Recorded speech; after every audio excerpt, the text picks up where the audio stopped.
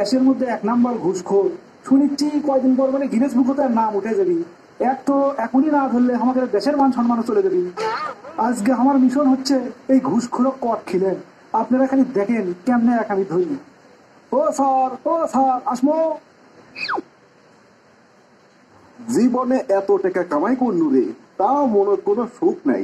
সোলপোল গুলো হচ্ছে সব খালি টেকার পাগলা। কালকে বেটা এসে করছে বিএমডাব্লিউ কিনে দাও, আবার রাত্রিরে বেটি এসে করছে আইফোন 12 প্রো আল্ট্রা ম্যাক্স কি নামছে তাকে কিনে থাকছে। সকাল বেলাতে অফিসে একটা শান্তি মনে আসবো, তারও কোনো উপায় নাই। বউ এসে করছে ডায়মন্ডের নেকলেস নাকি নিবি, তার দাম বলে আবার 3.5 লাখ টাকা। শালা জীবনে ঘুষ খেতে খেতে আর কিছু বাকি থাকলো না। আমার নিজের শরীরে অত কমবাদিন কবি যে ঘুষ ছাড়া আমি চলবো না। ঈদে আবার কেরা আসলো, চেনা চেনা লাগিচ্ছে কুমা। হোক চেনা হোক আর যাই হোক, আমার টাকা আজকে 1 কোটি তোলাই লাগবে, না হলে বাড়ির তো যাওয়া যাবি না। আসো আসো, গেটের দ্বারা থেকে কি করো, ঘরের মধ্যে ঢুকে পড়ো। কি ব্যাপার ভাই বা দিবার আসছ, প্রিপারেশন সবকিছু ঠিক মতো লিয়াচ্ছ তো?